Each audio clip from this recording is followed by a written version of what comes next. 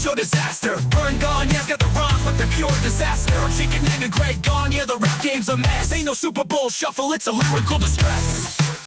Well, this is Squared Circle Stories, and I'm here to say I can see a mess bleeding out, and it's the AWA. What were we thinking? Honestly, does it get any more desperate in the competitive world of professional wrestling than what we tried with WrestleRock 86? In my mind, I thought, hey, if Vince McMahon is going all in with rock and wrestling, then I'll do him one better. I'll give the fans rap and wrestling. It was supposed to be edgy, forward thinking, but yeah, 3 times worse instead of 1 time better, 1 time. Man, when you look at this story, you can't help but laugh. Verne wanted to be Vince at his own game. Rock and wrestling? Nah, we'll do rap and wrestling, he said. But it came across less as innovative and more like a bad parody. And don't even get me started on Wally Carbo. His antics were legendary, just not in the way you'd want. This was supposed to be the AWA's big spectacle, but the production felt off, the creative direction was confused, and the fans, well, they were left scratching their heads. You know, looking back, I wish we could have seen the writing on the wall earlier. WrestleRock 86 was the last big hurrah for the AWA, and even then, it wasn't much of a hurrah. We barely filled 1/3 of the seats, and we only used half the building. It felt more like a big gamble than a confident step forward. Dad really believed we could evolve, that we could hang in the new era of wrestling entertainment. But trying to turn our roster into pop culture icons overnight, that wasn't the move. I thought adding Playboy Playmates, even a touch of nudity, would spice things up, have the mature audience, but looking back, what a terrible idea. We weren't innovating, we were flailing, trying too hard to stay relevant. I'd been in the business 30 years. I thought I understood the fans, but WrestleRock proved I didn't. And the worst part, this was supposed to be their last stadium show, the Hubert H. Humphrey Metrodome, WrestleRock 86. They were once the crown jewel of the Midwest wrestling scene. But this was a curtain call they didn't even know was coming.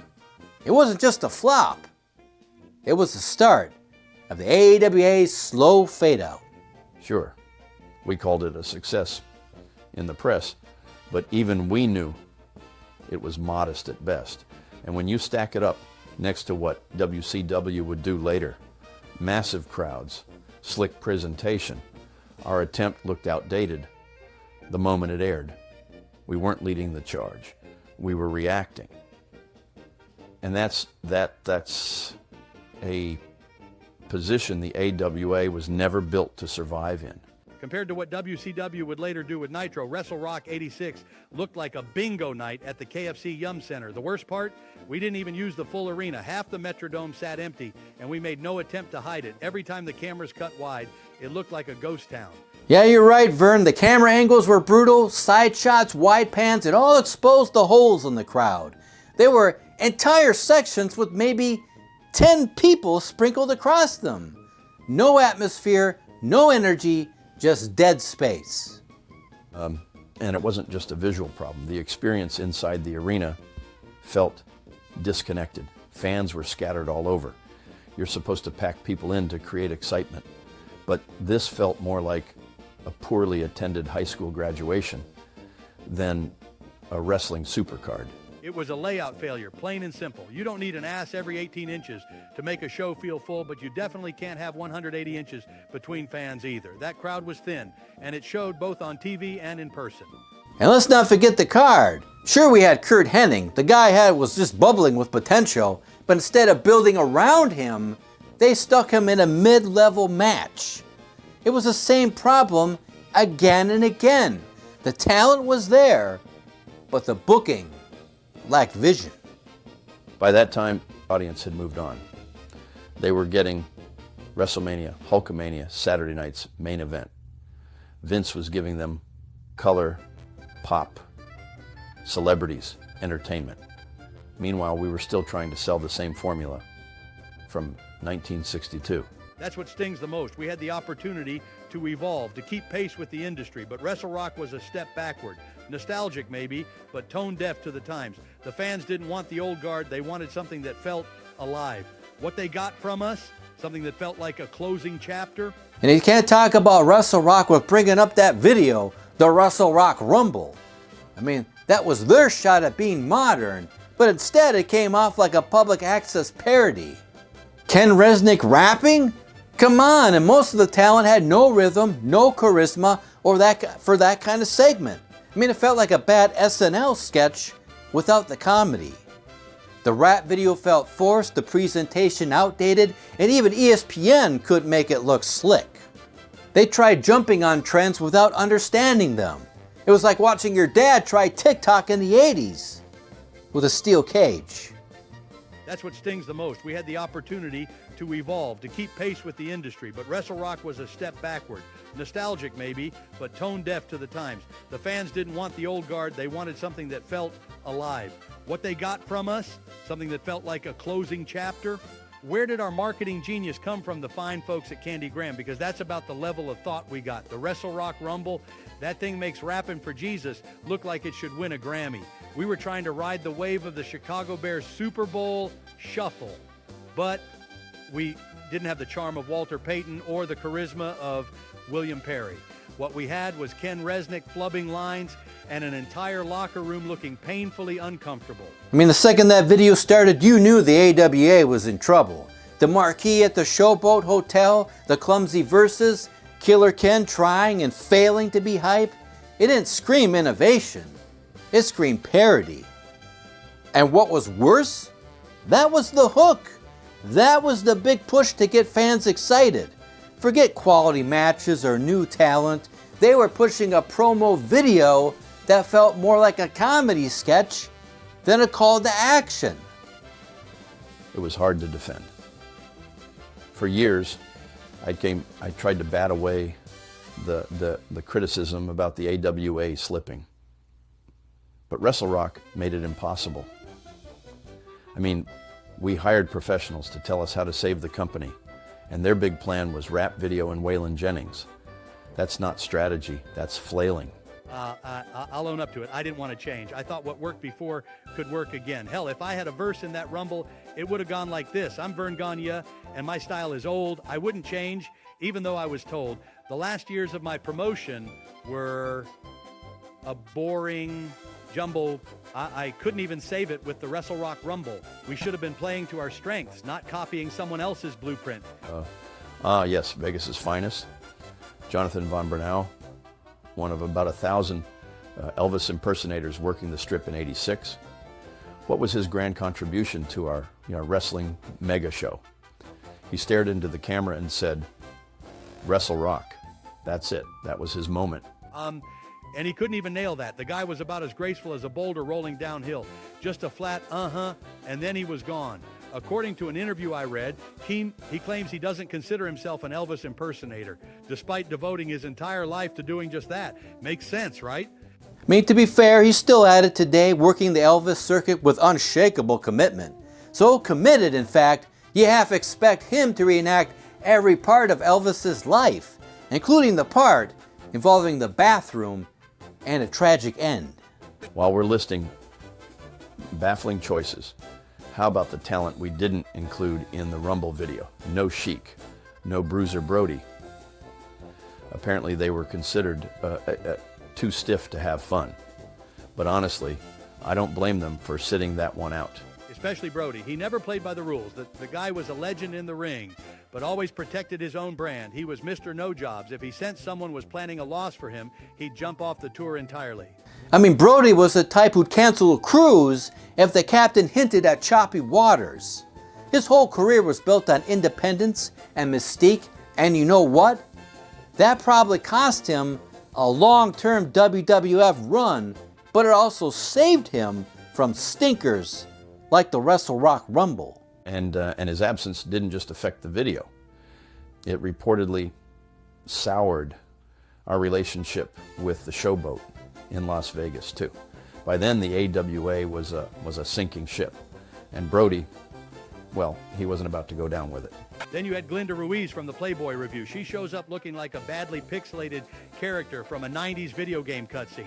says WrestleRock. Be there like she's selling both wrestling and adult entertainment in one breath. I mean, wrestling fans love drama and spectacle, but this was a weird collision of both. I mean, that bridge wasn't the only thing to go up in flames. How about Jerry Blackwell's grand moment in the Rumble? The guy walks up to a wooden board, belly bouncing like it had its own entrance theme, then belly flops right through it.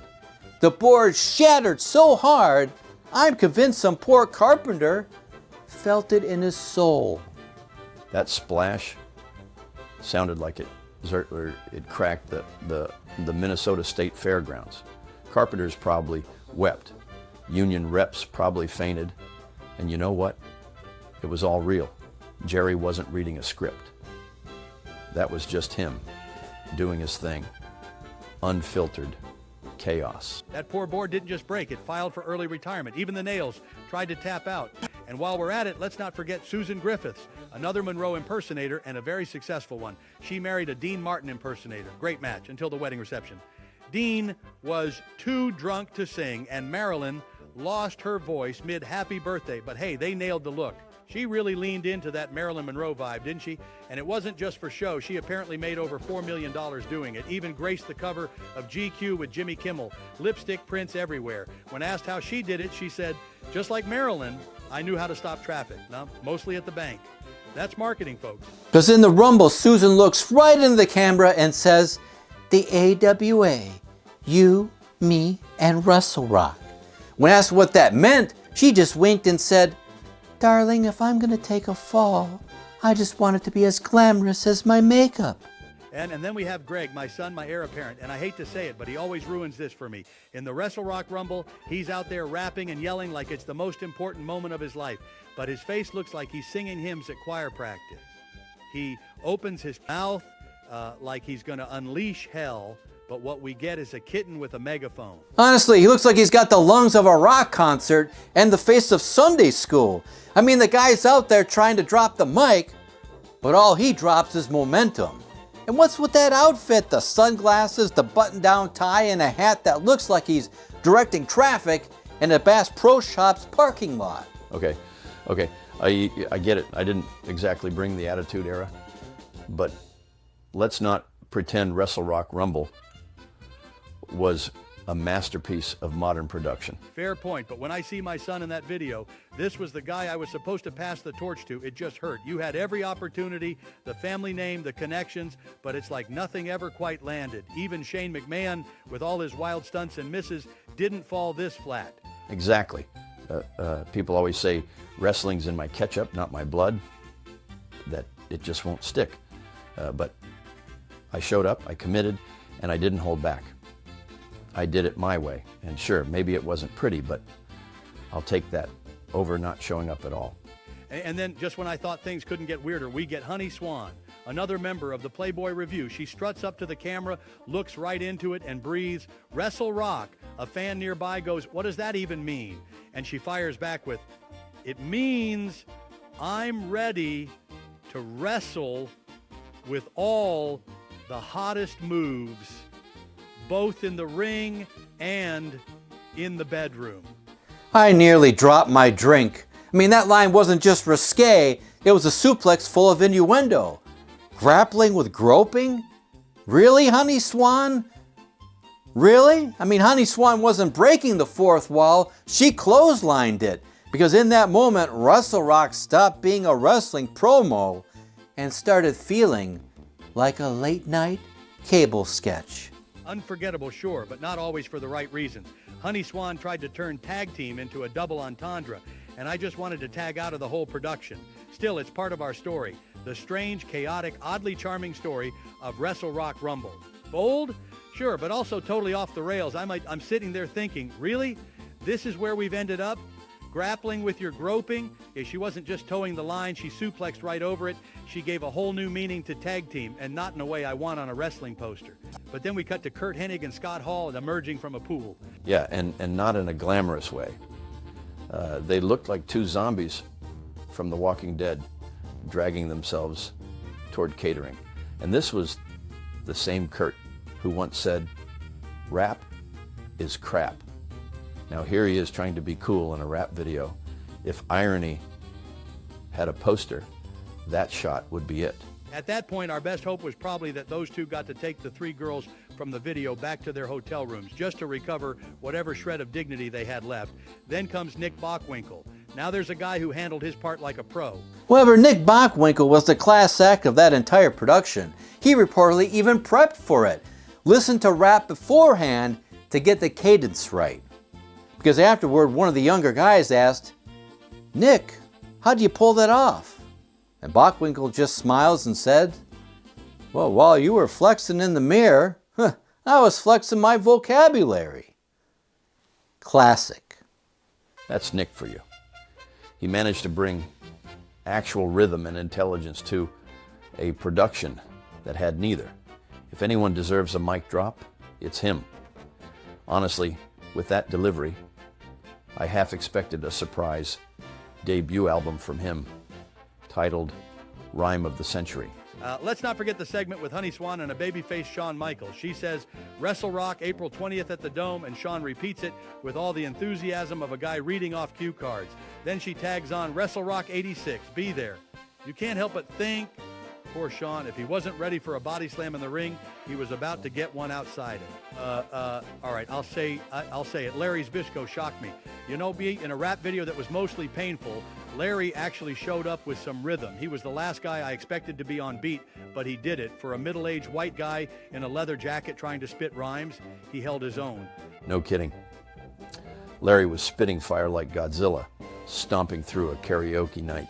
He had flow, timing, and somehow didn't embarrass himself, which is more than I can say for 90% of the Rumble. But then I look at the set. Panel ceilings, autumn leaves. It was like a seasonal aisle exploded behind him. It was like someone couldn't decide if we were filming a music video or a Thanksgiving commercial. The leaves were falling faster than the rhymes. We're talking literal fall of champions here. Still, Larry took a mess and made it memorable. Respect. Then we hit the other end of the spectrum, Scott Ledoux. Now, there's a Minnesotan name, if I've ever heard one. Career boxer, tough as nails, but put a mic in his hand, and, well, it was like watching someone try to rhyme underwater. Scott looked lost. His delivery was so slow, I wasn't sure if he was rapping or trying to remember where he parked. His crew was standing there like they just wandered into the wrong promo shoot. One of them even said, Scott, are you rapping or just trying to find the locker room? And Scott, bless him, didn't miss a beat. He goes, both. But hey, I'll still deliver a knockout, just not with my words. The man's fists had better timing than his verses, but you've got to love the confidence. He couldn't rhyme, but he definitely punched through the awkwardness. Scott Ledoux couldn't rap to save his life, but he still gave us something to talk about. Between him and Larry, it was like watching a highlight reel and a blooper reel, side by side. And so we closed the WrestleRock Rumble with Ken Resnick standing outside the Showboat in Las Vegas with a kid by his side, because nothing says rap video like an announcer and a confused 12-year-old trying to serve hype man energy. The kid looks like he just realized he's not at a baseball game. He's at ground zero for mid-'80s wrestling chaos. Ken pulling slots, Verne dropping rhymes, and that poor kid trying to survive. It was a circus, but it was the AWA circus, and somehow that makes it even more unforgettable. Let's talk about how the WrestleRock Rumble wraps up with Ken Resnick standing outside the Showboat and some random kid, because clearly every great rap needs a pint-sized hype man, right? And this kid has the wild energy of someone who just found out it's pizza day, but also the facial expression of please don't let anything bad happen. And then we've got Honey at the slot machine, just pulling that lever like she's been doing it since the Nixon administration. It's not even clear what the goal is, just pure muscle memory at that moment. I mean, honestly, she probably had more control over that handle than Ken Resnick ever had over a microphone. And you could tell he was over it. You see it in his body language during that final scene, Ken and some random woman yanking the lever on a slot machine. No context, no purpose, just hoping for a miracle payout. It's the perfect metaphor for the AWA at that point. Pull a lever, pray for luck, and hope you don't land on 3 sad trombones. It was the AWA's last spin at the jackpot, and the machine came up empty. Ken left shortly after, heading to the WWF, and that slot pull, that was his curtain call. If nothing else, it told the whole story of Ken, of the AWA, and of WrestleRock. One last gamble, one final flop. According to Larry's book Stranglehold, Ken was miserable to work with, like really difficult. Larry said it took forever to convince Ken that the boys weren't getting screwed out of money by going on air. And WrestleRock, that was Ken's last hurrah in the AWA. He was fuming when he found out Larry got the job interviewing wrestlers on the field instead of him. And just when you think it's over, boom, Verne steps in with one final rhyme because apparently someone backstage was ribbing him for having too much to say. And mid-verse, his dentures nearly staged a walkout. But we'll give credit where credit is due. He stuck the landing. Greg's been asked in a bunch of shoot interviews lately what went wrong with the shows and his go-to answer, too many matches on the card. And honestly, he's not wrong. Fans came for a wrestling event, but left feeling like they'd been trapped in an all-you-can-eat buffet of body slams. Yeah, what? It was like match after match after match. People were exhausted. At a certain point, it wasn't excitement anymore. It was survival. By the end, I think fans needed a referee just to count how many times they changed their minds about staying or heading to the parking lot. We were trying to give people value, but we gave them overload. The pacing was all wrong. Wrestling works best when the card builds like a good story. We threw every chapter in at once and lost the plot. And then came the WrestleRock Rumble video. Greg points fingers at the marketing company, and yeah, that was their idea. But still, we signed off on it. You know, Larry Nelson wasn't just some mic-holding announcer. He had some real chops. The guy came from radio, had experience with marketing, and even worked on concerts with some serious promoters.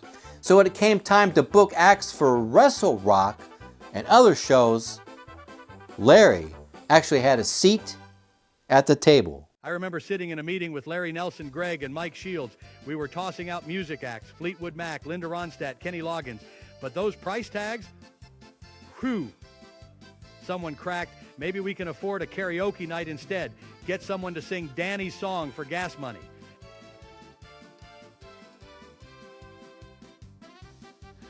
Tough Enough was a hit in spring of '86, and the name fit the theme. But even that wasn't cheap. When we saw the cost, someone deadpanned, tough enough for a stadium, more like tough enough for a backyard barbecue. So Larry Nelson walks into the meeting and throws out some ideas. What if we do an oldies show? You know, Chuck Berry, Little Richard, Jerry Lee Lewis, Roy Orbison. The room pauses. Then someone deadpans, too old. Too old, that was generous, more like a nostalgia-induced nap.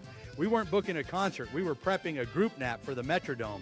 I think someone even said, let's just skip the band and bring recliners. Eventually someone brings up Waylon Jennings. Now, Waylon's a legend, no doubt. He helped kick off the outlaw country scene with Willie Nelson and company. Wanted the Outlaws in '76, huge. First million-selling country album. Yeah, but by 1986, Waylon's prices and his pop had both come down. That's why when they looked at him, the music promoters tried to sell them on it. Hey, Waylon would bring both rock and country fans. And one of the boys muttered, yeah, him and the ghost wrestlers of past. We weren't booking legends, we were bargain hunting. Still, we figured Waylon was tough enough, or at least affordable enough, for a WrestleRock crowd. Meanwhile, we had the storyline going. Dad, Verne, is in street clothes, coming out to save me from a beatdown, and by Brody and Sheik Adnan Al-Qaisi. Crowd pops. Next week, chair to the back during an interview. Classic heat. So now Dad's got to dust off the boots. You hit me with a chair and question my manhood, that's all it takes. I didn't need pyro or fancy lights, just a reason to step back into the ring. Retirement, that's for people who don't get challenged. So WrestleRock 86 rolls around, and the governor of Minnesota declares it Verne Gagne Day. Great gesture, right? Except half the people celebrating probably didn't even realize there was a wrestling show that night. Instead of feeling like a hot ticket, it felt more like a retirement party with suplexes. Let's be real. WrestleRock had become less of a wrestling event and more of a memory lane tour. And speaking of returns, I'd come out of retirement for the third time since hanging it up in '81. They called it a comeback, but I was starting to feel like a cat running out of lives. Somebody said we should rename it Verne Gagne's Retirement Tour, the never-ending story. Not far off. Now here comes the wild part. Stan Hansen's run as AWA champion. This guy was huge in Japan. Total legend. He knew how to work smart, protect his rep, and always looked like a main eventer. We put the belt on Hansen to strengthen our relationship with Giant Baba's promotion. On paper, it made sense. But Hansen didn't like how I was running things in '86, and he made sure we knew it. He refused to do business and basically adopted a no-job policy. Because after he beat Rick Martel for the belt, the plan was for him to drop it to Nick Bockwinkel in Denver. Instead, Hansen bailed, took the title with him before the match could even start. What happened next? You won't believe it. Hansen went back to his Texas ranch, ran the AWA belt over with his truck, and mailed it back to us. He claimed he knew we'd already made a new one, but still, that's not exactly how you want a title reign to end. To make matters worse, Hansen defended the AWA title in Japan after he was supposed to lose it here. Meanwhile, we were left scrambling. Baba had him advertised as champion, and we were awarding the belt to Bockwinkel by forfeit. That's not exactly a shining moment for the AWA. And let's just say when your world title ends up in a Texas post office with tire marks on it, you've officially lost control of the narrative. Hansen wasn't just being difficult for the sake of it. In his book, he explained his philosophy. TV shows should be used to build angles and get fans hyped for house shows. That's where the money was made. But we weren't doing that. Nope, the AWA's TV shows weren't building to anything. Hansen actually asked Greg about it once. Why aren't there more angles about me being pushed? And Greg told him, our forte is a TV show. We're just really good at it. When I heard that story, I had to laugh. Hansen said he laughed too. He thought it was a joke. Meanwhile, the house was falling down around us. Each week it was the same rinse and repeat. Greg versus blank, Hansen versus blank, Slaughter versus blank, Martel versus blank. Just jobber matches with no context. We thought the format worked. We'd used it for over 25 years, but Hansen believed that not adapting was killing us. He said 90% of the shows were just filler, and you can't rely on one big Verne saves Greg angle a year to carry a promotion. But Hansen also thought Rick Martel had a lot of potential. He was good looking, in shape, and talented. But Verne didn't push him like a star, and Hansen felt the same about himself. If the belt doesn't mean anything, well then it doesn't draw. And if it doesn't draw, the promotion flatlines. And that was the core problem. I stuck with the system that built us, but the business had moved on. Hansen saw it, and by the time I realized it, the crowd had already left the building. And if the show needed any more quirks, here enters WrestleRock's biggest opening. Gary Michael Campetta walks out, and one fan leans over him and says, "Hey, aren't you the Wizard Master from Nightmare on Elm Street 3? His buddy replies, I was waiting for him to cast a spell, or at least conjure up a main event that doesn't put us to sleep. Gary's strength was his composure. He could get through an entire card without losing his cool or just walking out. Not everyone could handle that chaos. Chaos is right. And while Gary's announcing, someone starts singing the national anthem over him. No timing, no cue.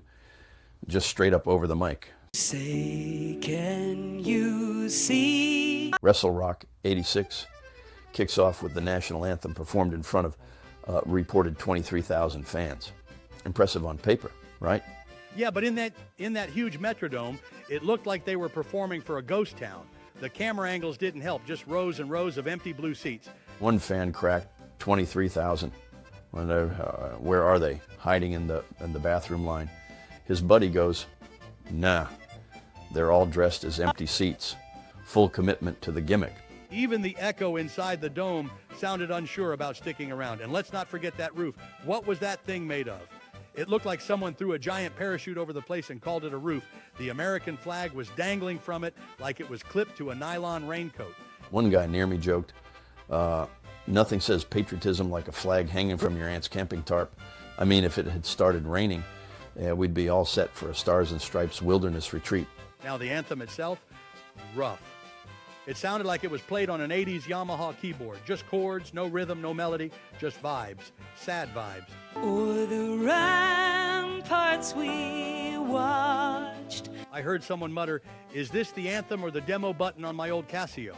Another guy chimed in, I've heard more emotion from a Fisher-Price piano. And just when you thought the production couldn't get any more off-key, Ken Resnick's mic screeches like a banshee. All right, Brad Rangers. The feedback sounded like a cat auditioning for Phantom of the Opera. One fan shouted, is that Ken or a dying dinosaur? His buddy goes, maybe both. Yeah, that mic's got more highs and lows than a soap opera marathon. Meanwhile, Ron Trongard and Larry Nelson got play-by-play duty, and Ken relegated to ringside interviews like he lost a bet. It's like they told him, hey Ken, congrats for moving you from economy to first class, then shoved him into the luggage compartment. One fan near me joked, Ken, did you forget to pack your charisma? And his friend added, yeah, they said he's still part of the show, just preferably off camera. At this point, if Ken had walked up to a wrestler and said, how's it feel to be the main event while I take the main exit? No one would have blinked.